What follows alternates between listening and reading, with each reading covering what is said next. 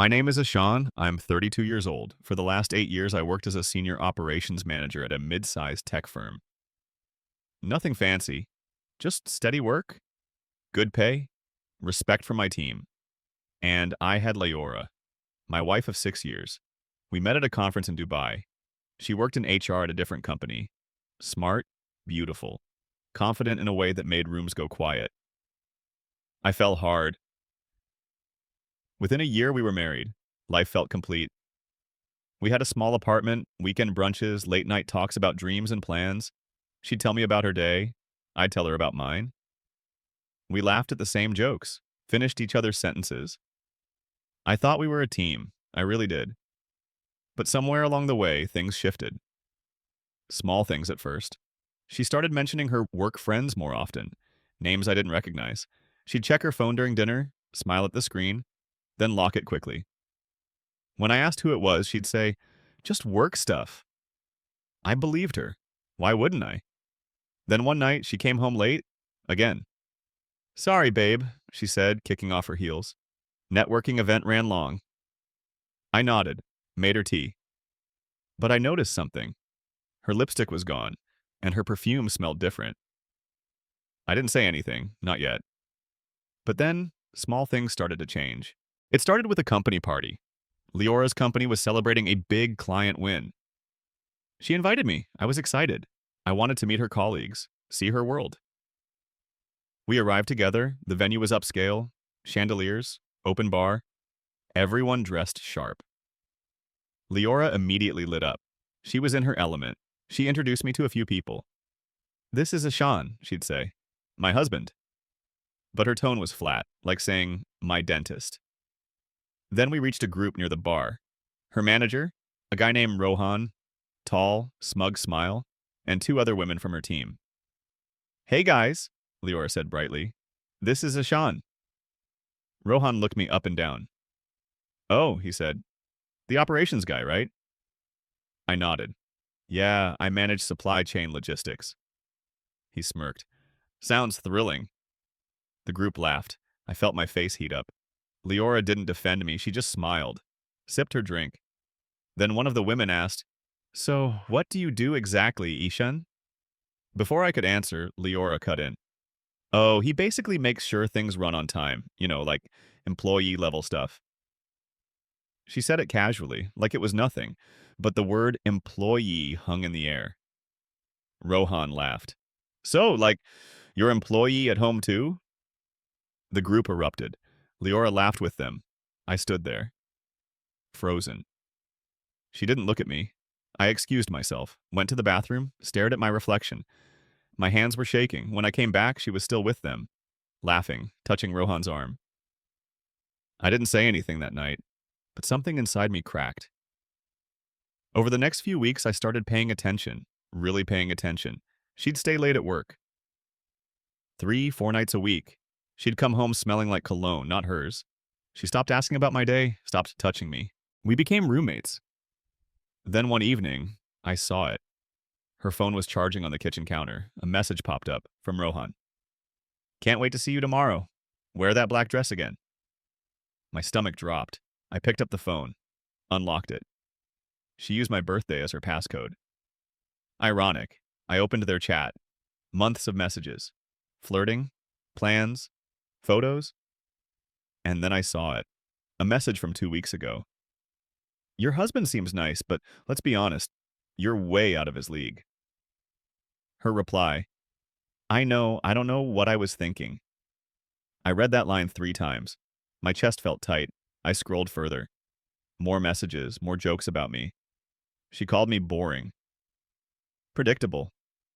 A safe choice I regret. I put the phone down, walked to the bedroom, sat on the edge of the bed, and I cried.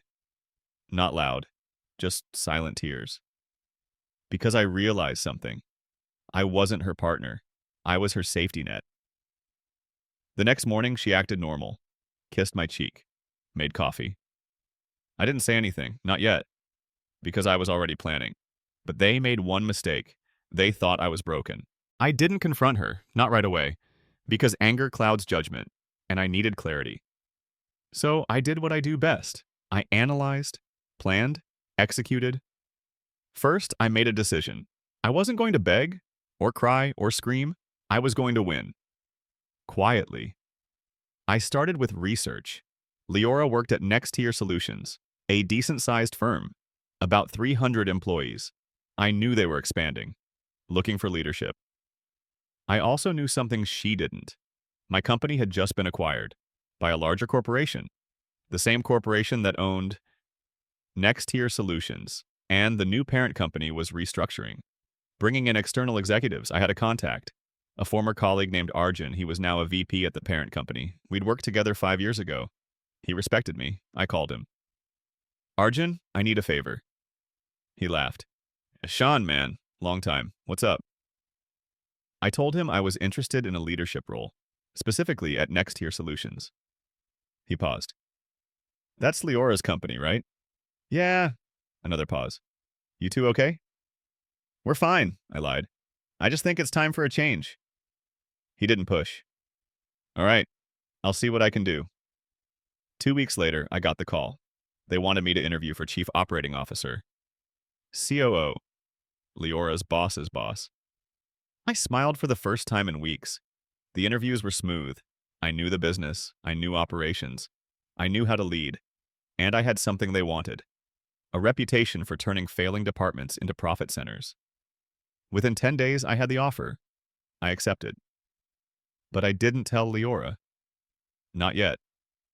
She still thought I was at my old job, coming home tired, quiet. She barely noticed. She was too busy texting Rohan, going to networking events, staying out late. I let her because I was preparing. My official start date was Monday, 2 weeks away. The company would announce the new leadership team on Friday. Leora would find out with everyone else. I could barely sleep, not from anxiety, from anticipation. Friday came. I woke up early, got dressed. Leora was still asleep. I left without waking her. At 10 a.m., the company-wide email went out. We are pleased to announce Ashan Mehta as the new Chief Operating Officer of Next Tier Solutions, effective immediately. I imagined her face, reading that email, realizing what it meant. My phone buzzed. A text from her. Is this real? I didn't reply. Not yet. I waited. By noon, my office was ready, top floor, corner view. I walked through the building. Employees I didn't know yet nodded respectfully. Good morning, sir. Welcome, Mr. Mehta. I felt powerful, not in an arrogant way, in a way that said, I earned this. At 2 p.m., I called a leadership meeting. All department heads, including Rohan. He walked in cocky, smiling. Then he saw me. His face went pale. I didn't smile, just gestured to the chair. Please, sit. He sat. The meeting was professional. I outlined new strategies, efficiency improvements, team restructures. Rohan said nothing, just stared at the table. After the meeting, I called him into my office, alone. Rohan, I said calmly, I've reviewed your performance reports. He shifted in his seat. You're a decent manager, I continued, but I expect better, especially in how you treat people. He nodded quickly. Of course, sir, absolutely. I let the silence sit. Then I said, You're dismissed. He left. I leaned back in my chair and exhaled. But I wasn't done yet. That evening, I went home. Leora was waiting. She looked panicked. Ashan, she said, why didn't you tell me? I set my bag down. Tell you what, that you were interviewing, that you got this job. I looked at her, calm, cold. Why would I? She blinked. Because I'm your wife. I almost laughed. Am I asked. Or am I just your employee? Her face went white. I didn't mean that. Yes, you did. I pulled out my phone, opened the screenshots. Her messages with Rohan. I handed it to her. She stared. Her hands started shaking. Ashan, I know everything, I said. And I'm done. Tears filled her eyes. Please, let me explain. No need. I walked to the bedroom, grabbed my pre-packed bag. I'd already rented a place. I'll have the divorce papers sent next week. She followed me to the door, sobbing now. I made a mistake. Please, don't do this. I stopped, turned around. You called me boring, predictable, a regret. She covered her mouth. I just became your boss, I said, and you're about to see what predictable really looks like. I left, and I didn't look back. But what came next changed me forever. The first week was strange. I moved into a small but clean apartment across town. Quiet. Empty. But mine. At work, the tension was palpable. Leora avoided me. She'd take the stairs if I was near the elevator, eat lunch at her desk, leave early. Rohan was worse. He walked on eggshells. Every email he sent me was overly formal. Dear Mr. Mehta, thank you for your guidance, sir. It was almost sad, but I didn't gloat. I just did my job. I restructured teams, cut inefficiencies, boosted morale. Within a month, the company's performance improved. The board noticed. I got praise, recognition. And Leora? She watched it all happen, from a distance. One afternoon, I was leaving a meeting. She was in the hallway. We made eye contact. She looked tired, thinner. For a moment, I felt something. Not pity, not love, just sadness that it came to this. She opened her mouth to speak. I walked past her. Later that night, I got a text from her.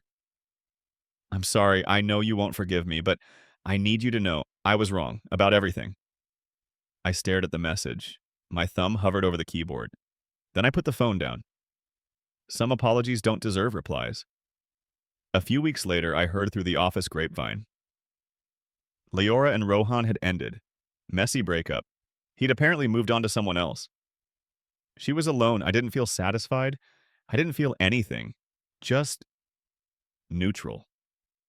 The divorce papers were signed in early December. No drama, no fight. She didn't contest anything. We split assets, ended it clean. I sat in the lawyer's office, signed my name, and felt lighter. Not happy, not sad, just free. That night, I went for a walk. The city was lit up, holiday lights everywhere. I stopped at a small cafe, ordered tea, sat by the window, and for the first time in months, I felt at peace. I didn't need revenge anymore. I didn't need her to suffer. I just needed to move on. And I was. But then something unexpected happened. A week before Christmas, I received an envelope, hand-delivered to my apartment. No return address. Inside was a letter. Handwritten. From Leora. It was long, pages and pages. She wrote about everything, how she got caught up in the attention, the excitement, the validation, how she took me for granted, how she realized too late that what we had was real, and what she chased was empty. She didn't ask for forgiveness. She didn't ask me to come back. She just said, "Thank you for loving me when I didn't deserve it, and I'm sorry I didn't see your worth until you were gone." I read it twice. Then I folded it, put it back in the envelope, and placed it in a drawer. I didn't reply, not because I hated her, but because some chapters are meant to close. And that's when I realized this story wasn't about them anymore. It's been 6 months since the divorce. I'm still COO, still building, still leading. The company's thriving. And so am I. I started running in the mornings, joined a book club, reconnected with old friends. I even started dating again. Nothing serious, just open to it. Leora left the company 3 months ago. I didn't fire her. She resigned, said she needed a fresh start. I wished her well, and I meant it. Because holding on to anger only hurts you, not them. I learned that the hard way. One evening, I was sitting in my office, late, alone, looking out at the city lights, and I thought about everything. The betrayal, the pain, the revenge. And I realized something. The revenge wasn't becoming her boss. That was just a coincidence. The real revenge was this. I rebuilt myself. I didn't beg, didn't break, didn't lose myself. I chose me. And that's the victory they can never take away. Betrayal breaks you, but only if you let it. I didn't. I used it as fuel to grow, to rise, to become the man I was always meant to be. Not for her, for me. And now when I look in the mirror, I see someone different. Stronger, wiser, freer. Someone who knows his worth and doesn't settle for anything less. Leora thought I was boring, predictable. A safe choice she regretted, but she was wrong. I wasn't boring. I was steady. I wasn't predictable. I was reliable. And I wasn't a regret. I was the best thing she ever had. She just didn't realize it until it was too late. And you know what? That's okay. Because I did. And that's all that matters. Betrayal broke me. But it also rebuilt me into someone better, someone whole, someone free. And that's the real ending. Not revenge, not pain, just peace. So here's what I want you to take from this. If someone ever makes you feel small, remember, their words reflect them, not you. If someone betrays your trust, don't let it destroy your worth. You are not what they took from you. You are what you rebuild afterward. And sometimes, the best revenge isn't payback. It's becoming the person they wish they never lost. If you've ever trusted someone who hurt you, I hope this story reminds you that you're stronger than the pain. You're more than the betrayal. And you deserve someone who sees your value, not someone who realizes it too late. If this story touched you, leave a comment. Tell me your thoughts. Hit that like button. And subscribe if you want to hear more real stories like this. Because we all have battles, we all have scars, but we also have the power to rise. Stay strong, and I'll see you in the next one.